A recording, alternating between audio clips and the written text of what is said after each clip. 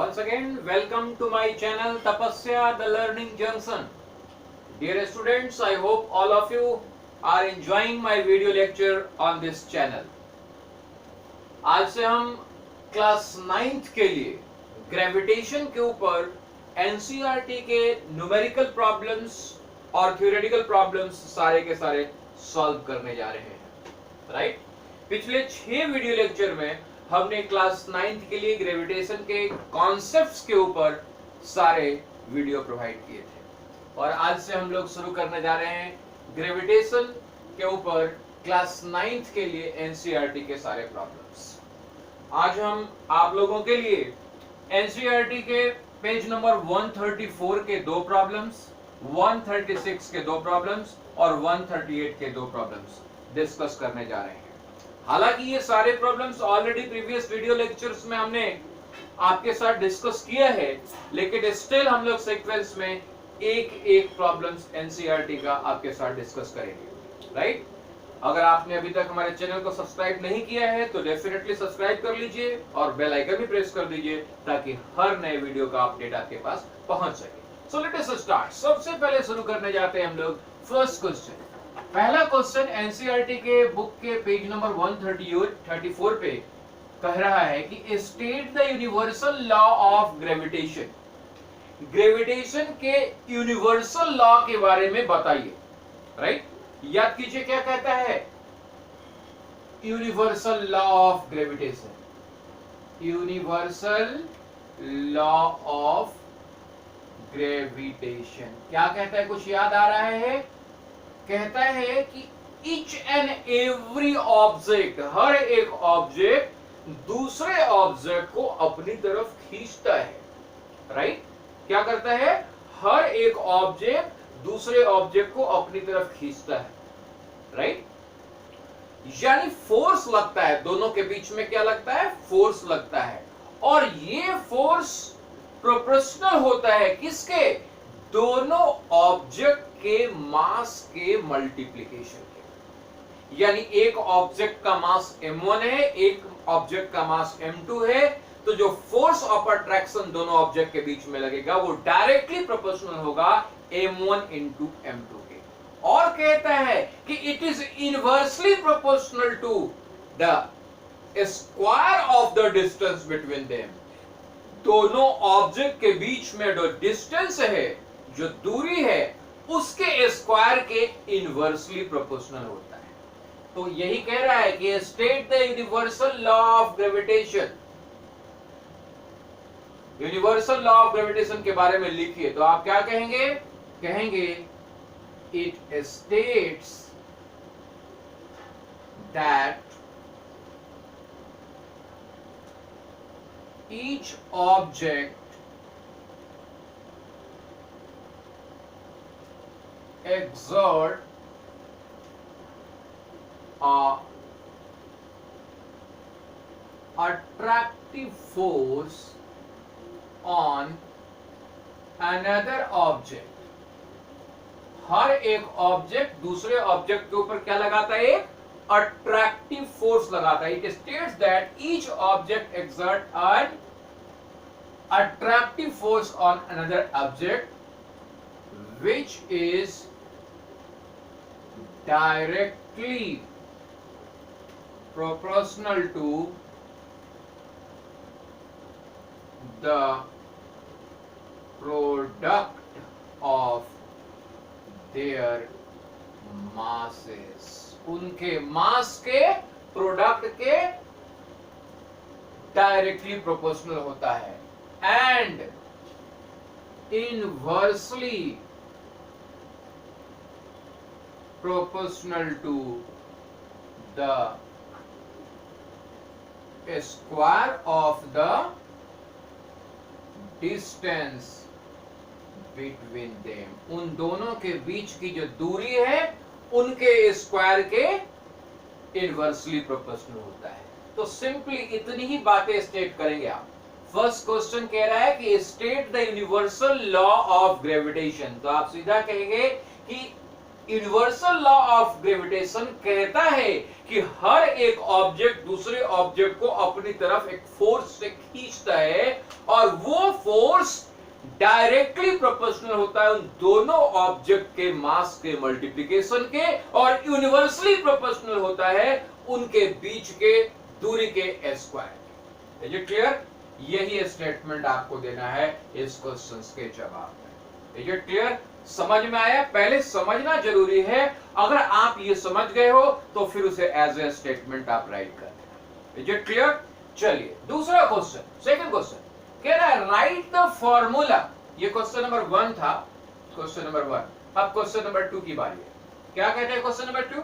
कह रहा है right the formula to find the magnitude of the gravitational force between the earth and the object on the surface of the earth। कह रहा है कि एक ऑब्जेक्ट जो अर्थ के सरफेस पे है उसके ऊपर जो ग्रेविटेशनल फोर्स लगने वाला है उसके लिए फॉर्मूला बताइए। इसे मिटा रहा हूं, इसे आप लिख ले चाहे तो, राइट? समझ में तो आ ही गया होगा कि क्या कहते हैं यूनिवर्सल लॉ ऑफ ग्रेविटेशन, कि हर एक ऑब्जेक्ट दूसरे ऑब्जेक्ट को अपनी ओर खींचता है एक फोर्स से। वो फोर्स डायरेक्टली प्रोपोर्शनल होता है दोनों ऑब्जेक्ट के मास के और इनवर्सली प्रोपोर्शनल होता है उनके बीच के डिस्टेंस के स्क्वायर के। इसे मिटा दे रहा हूं। पहला क्वेश्चन का जवाब था। अब आते हैं हम लोग दूसरे क्वेश्चन के लिए। हकीकत में दूसरा क्वेश्चन पहले क्वेश्चन का ही मैथमेटिकल रूप है। कह रहा है कि अर्थ के ऊपर अगर कोई ऑब्जेक्ट हो तो बताइए कि उसके ऊपर जो फोर्स लगेगा वो फोर्स के लिए फॉर्मूला क्या होगा। तो याद कीजिए, अभी अभी मैंने कहा कि जो फोर्स एक्सर्ट करता है एक ऑब्जेक्ट दूसरे ऑब्जेक्ट के ऊपर वो डायरेक्टली प्रोपोर्शनल होता है उनके मास के प्रोडक्ट के। तो अर्थ एक ऑब्जेक्ट हो गया और अर्थ के सरफेस पे एक दूसरा ऑब्जेक्ट। मान लीजिए कि अर्थ के ऊपर जो ऑब्जेक्ट है उसका मास है स्मॉल m और अर्थ का मास है m। तो F जो उनके बीच में फोर्स लगेगा वो अर्थ के मास और ऑब्जेक्ट के मास के मल्टीप्लिकेशन के डायरेक्टली प्रोपोर्शनल होगा। और साथ में अगर मान ले कि उनके बीच की दूरी ऑब्जेक्ट और अर्थ के बीच की दूरी r है। अब दूरी कितनी होगी जरा सोचिए, ये हमारा अर्थ है और इसी पे कहीं पे भी हमारा ये ऑब्जेक्ट है। तो अर्थ के सेंटर से ही यही तो दूरी होगी हकीकत में। ये ऑब्जेक्ट है हमारा अगर और ये अर्थ है तो उनके बीच की दूरी कौन सी होगी? अर्थ के सेंटर से अर्थ के सरफेस पे रखे हुए ऑब्जेक्ट की दूरी, राइट? तो ये हकीकत में क्या है? अर्थ का रेडियस। तो इसका मतलब F जो है वो inversely proportional to the radius square हो जाएगा, राइट? इसका मतलब है कि फॉर्मूला क्या निकल के आएगा? F is proportional to mass of the earth into mass of the object by radius square, radius of the earth का स्क्वायर। और अगर हम इसे इक्वेट करना चाहें तो प्रोपोर्शनलिटी कांस्टेंट लाना पड़ेगा और वो प्रोपोर्शनलिटी कांस्टेंट होता है क्या है? यूनिवर्सल ग्रेविटेशन कांस्टेंट यानी G into earth mass of the earth capital M, mass of the object small m बटे रेडियस ऑफ द अर्थ का स्क्वायर। यही फॉर्मूला आपको स्टेट करना है, राइट? Is it clear? तो it is the solution of question number 2, right? क्या कह रहा है कि भाई आप इतना एक्सप्लेन नहीं भी करेंगे, डायरेक्टली ये फॉर्मूला लिख देंगे, you will get the marks. केवल समझाने के लिए मैंने सारी बातें करी है, राइट? कि भाई अर्थ के ऊपर कोई ऑब्जेक्ट है, उस ऑब्जेक्ट के ऊपर जो अट्रैक्टिव फोर्स लगेगा अर्थ से के द्वारा वो क्या होगा? F is equal to universal gravitational constant into mass of the earth into mass of the object by radius square of the earth, अर्थ के रेडियस का square, right? Come to the next, अगले पॉइंट पे आते हैं। अगला question है, कह रहा है ये क्वेश्चन है एनसीईआरटी के पेज नंबर 136 का। ये दो क्वेश्चन जो डिस्कस किया हम लोगों ने 134 के प्रॉब्लम्स पर डिस्कस किया है हमने। मैं आपको एनसीईआरटी के एक एक प्रॉब्लम्स को यहाँ पे आपके लिए लेके आऊंगा। इसके बाद फिर एग्जाम्पलर भी करेंगे, रेफरेंस बुक भी करेंगे। यानी आपको कहीं और भागने की जरूरत नहीं पड़ेगी, कहीं कोई ट्यूशन के जाने की जरूरत नहीं पड़ेगी, अगर आप प्रॉपर तरीके से एक एक वीडियोस को सीक्वेंस पे देखते हैं तो। So let us start. मिटा रहा हूं इसे। चलिए अगली बात क्या कह रहा है, कह रहा है कि भाई what do you mean by free fall. Free fall क्या होता है? अगर आपने हमारे वीडियो नंबर 3 को देखा है तो वहां पे इसके बारे में एक्सप्लेन किया गया है। होता है क्या है? बहुत सिंपल सी बात है। क्या होता है free fall? When an object is falling from a height towards the earth under the circumstance of the gravitational force only. एक ऑब्जेक्ट, मान लो किसी भी हाइट से एक ऑब्जेक्ट, ये ऑब्जेक्ट है, वो फॉल हो रहा है कहां पे? अर्थ के ऊपर। अर्थ के ऊपर फॉल हो रहा है, राइट?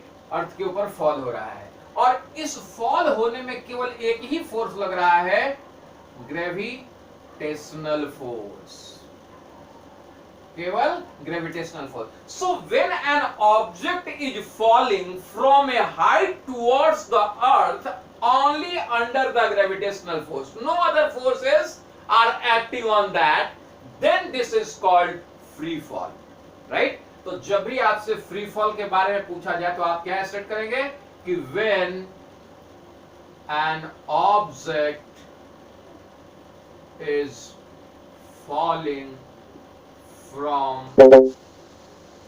any height, जब भी कोई ऑब्जेक्ट किसी भी हाइट से गिर रहा हो, when an object is falling from any height under the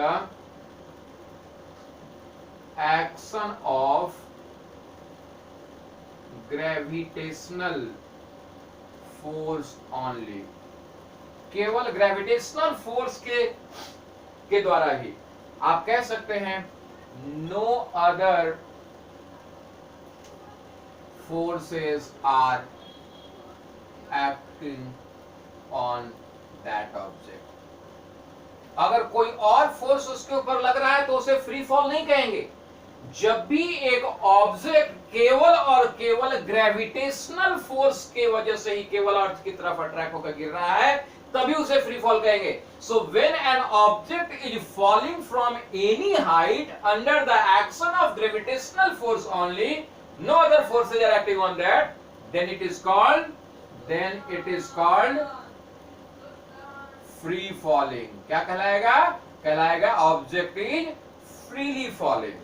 Object is free falling. Is it clear?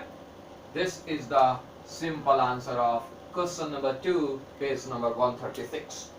अब हम डिस्कस करेंगे अगला प्रॉब्लम। इसे बिठाओ।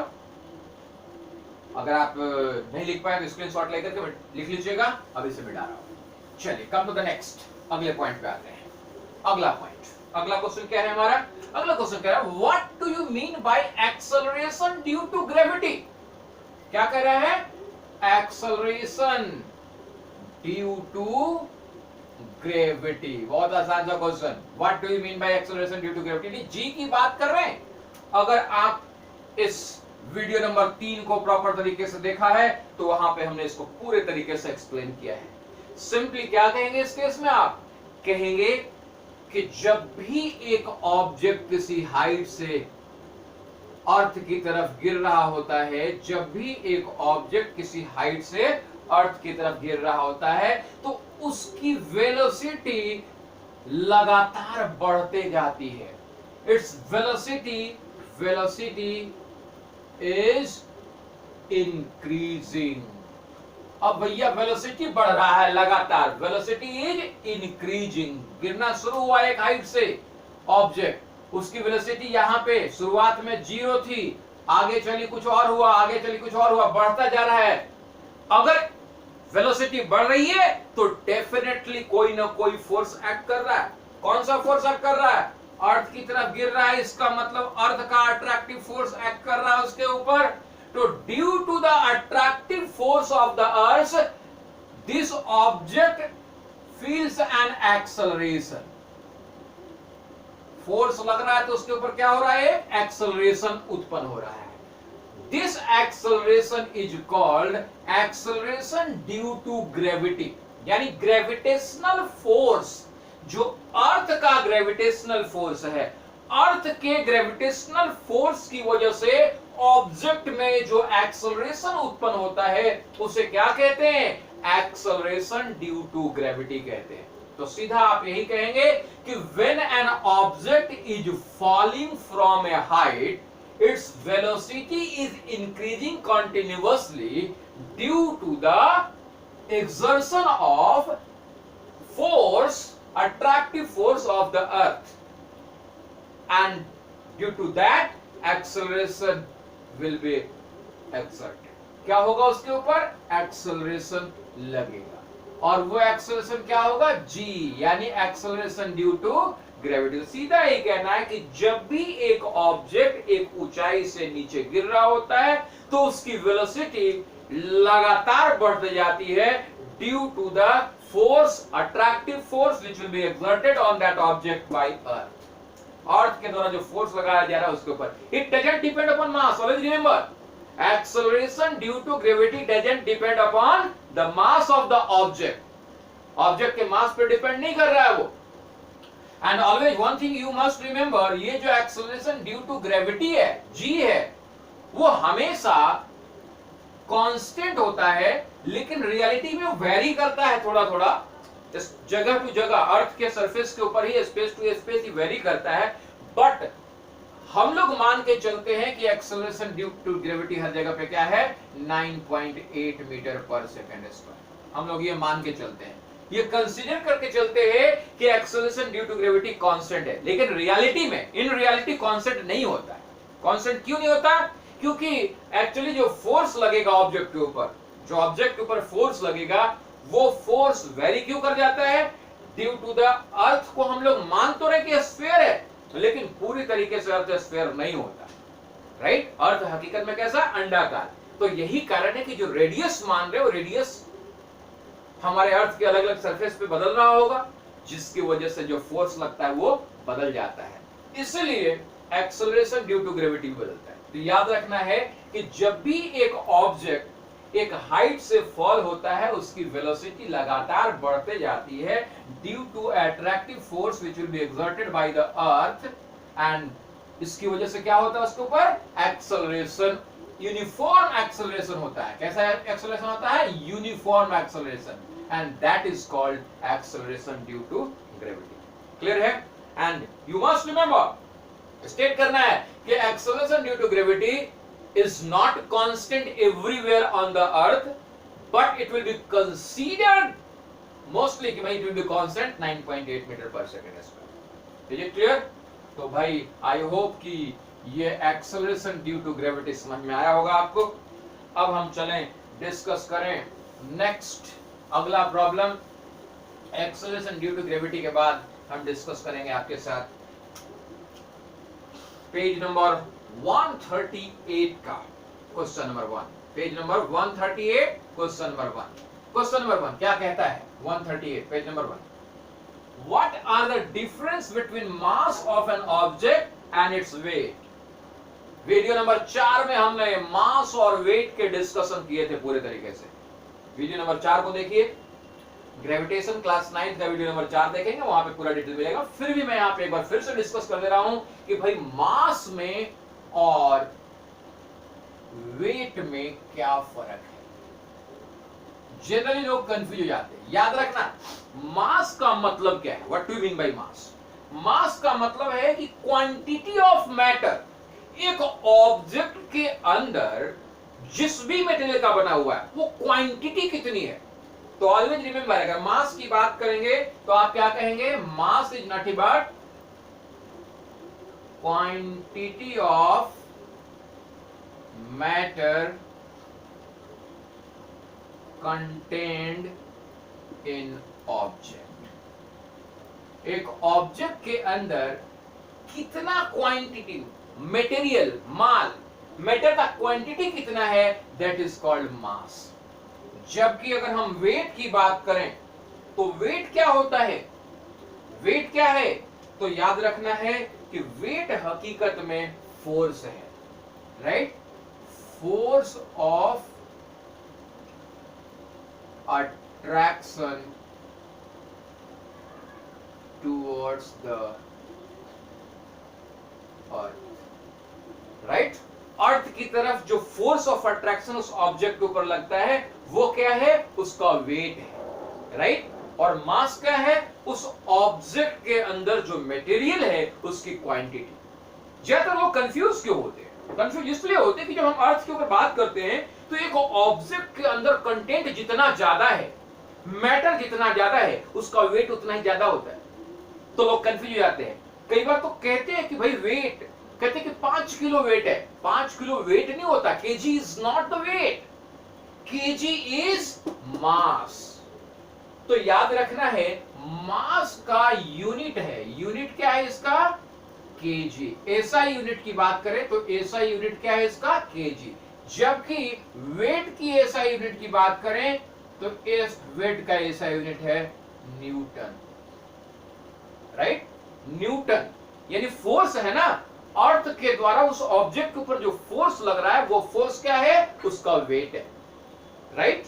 तीसरा पॉइंट याद रखना कि मास हमेशा कांस्टेंट होगा, always constant for an object. एक ऑब्जेक्ट की बात अगर कर रहे हैं तो उसका मास बदलेगा नहीं। अगर वो 5 केजी का है तो 5 केजी ही उसका मास रहेगा, चाहे उसे आप कहीं पे भी माप रहे हो। अर्थ के किसी सरफेस पे मापो, किसी और जगह पे ले जाकर के मापो, मून पे मापो, उसका मास नहीं बदलेगा। Mass always remains constant. But whenever we are talking about the weight, weight changes according to place. Place के अकॉर्डिंगली वेट बदल जाता है।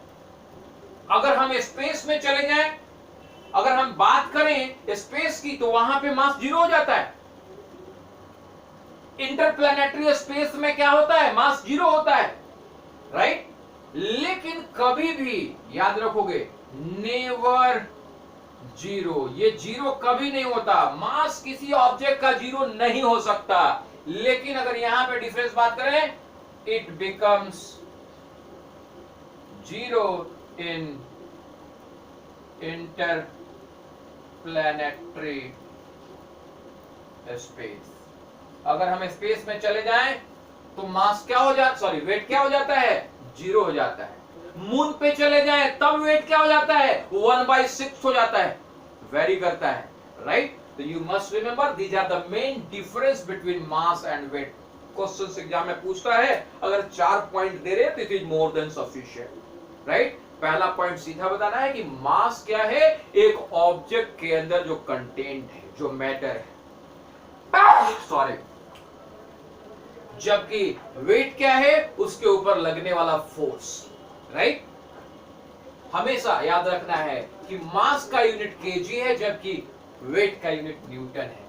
मास हमेशा कांस्टेंट होता है कहीं भी चले जाएं, जबकि वेट वेरी करता है। सॉरी, मास किसी ऑब्जेक्ट का कभी 0 नहीं हो सकता, लेकिन वेट 0 हो सकता है।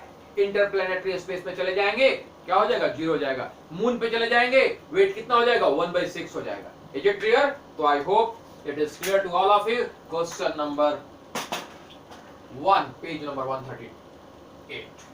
अब हम लास्ट क्वेश्चन आपके साथ डिस्कस करने जा रहे हैं इस वीडियो सेशन में। पेज नंबर 138 का क्वेश्चन नंबर 2। क्वेश्चन नंबर 2 क्या करे? Why is the weight of object on the moon is 1/6 of its weight on the earth? अर्थ के ऊपर अगर वेट मान लो एग्जांपल के तौर पे 12 न्यूटन है, तो मून पे जाकर के उसका वेट अगर लेंगे तो मात्र 2 न्यूटन होगा। क्यों भाई? अर्थ पे एक ऑब्जेक्ट है, मान लो वेट हो रहा है 12 न्यूटन, अब मून पे जाके लिया, ऑन अर्थ पे 12 न्यूटन है, ऑन मून पे लिया तो 2 ही न्यूटन है। क्यों भाई? ऐसा क्यों? What will be the reason? What will be the reason that weight of an object is 1/6 on the moon? तो इसके लिए हमने वीडियो नंबर 4 में आपके साथ डिस्कस किया है, लेकिन फिर से एक बार डिस्कस कर लेते हैं। याद करो, वेट क्या, वेट के बारे में क्या बताया? वेट क्या है? Weight is nothing but it is the force of attraction. On that object. अब अर्थ के ऊपर मान लीजिए कि भाई लेट मास जो है, sorry, mass of the object m है। जिस ऑब्जेक्ट का हम मास लेने वाले हैं कितना है, m, छोटा m, small m। Mass of moon मान रहे हैं m है। मून का मास कितना है, m। रेडियस ऑफ मून मान रहे हैं r। तो बताइए force of attraction on that object by moon कितना होगा। याद करो क्या बताया है, F is equal to G into M by R square, यही बताया ना। फोर्स ऑफ अट्रैक्शन कैसे होता है, डायरेक्टली प्रोपोर्शनल होता है दोनों ऑब्जेक्ट के मास के, और इनवर्सली प्रोपोर्शनल होता है उनके बीच की दूरी के।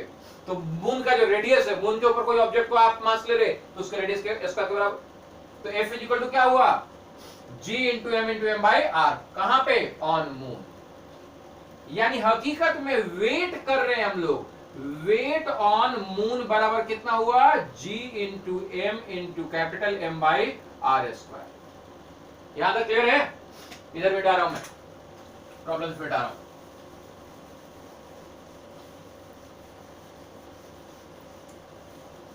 आप जरा देखिए, सेम ऑब्जेक्ट का हम अर्थ के ऊपर फोर्स निकाल रहे हैं, F इज इक्वल टू क्या लगेगा, G, यूनिवर्सल ग्रेविटेशनल कांस्टेंट।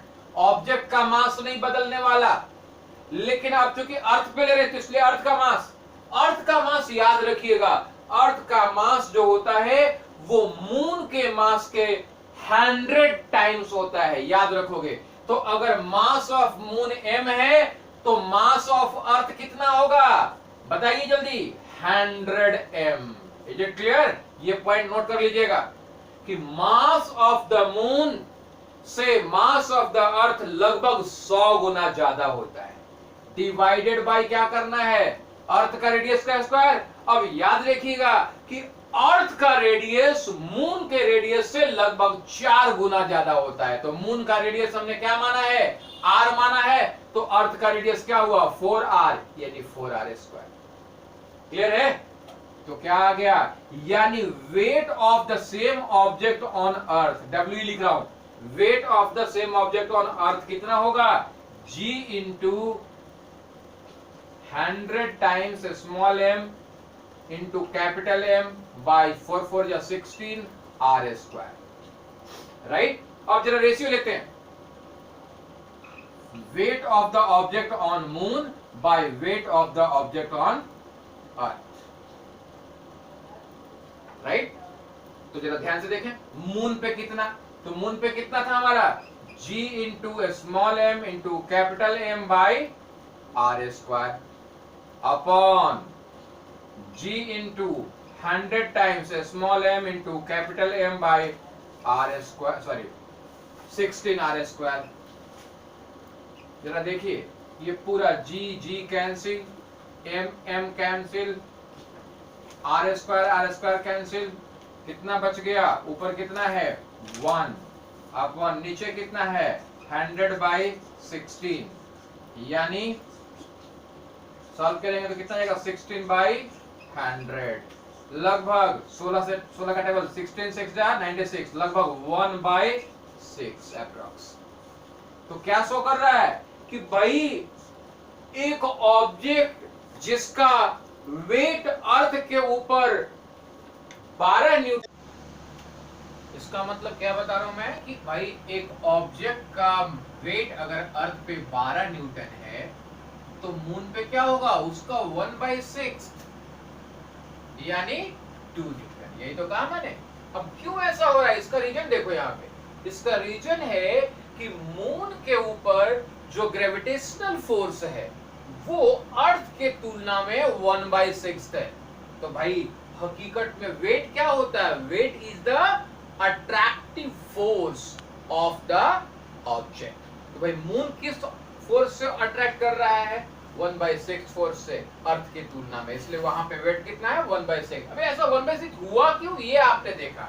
इसका रीजन क्या है, इसका रीजन है कि मून का जो मास है, मास ऑफ वो कितना है 1/100 टाइम्स ऑफ द अर्थ है, और रेडियस कितना है 1/4 टाइम्स है, राइट। और due to this two reason, इसका जो इफेक्ट है वो क्या है, उसके ऊपर जो अट्रैक्टिव फोर्स लग रहा है, मून का अट्रैक्टिव फोर्स ऑब्जेक्ट के ऊपर कितना है, अर्थ के तुलना में 1/6 हो जाता है।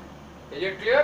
तो आज यहीं तक रखते हैं हम अपने इस वीडियो को। अगले वीडियो में फिर हम आगे के प्रॉब्लम्स डिस्कस करेंगे, एनसीईआरटी के एक एक प्रॉब्लम से इस चैनल पे हम आपके लिए लेकर के आएंगे। अगर चैनल को अभी तक आपने सब्सक्राइब नहीं किया है तो सब्सक्राइब कर लें, बेल आइकन भी जरूर प्रेस कर दें ताकि हर नए वीडियो का अपडेट आपके पास पहुंच जाए। आज के लिए इतना ही। जय हिंद, जय भारत।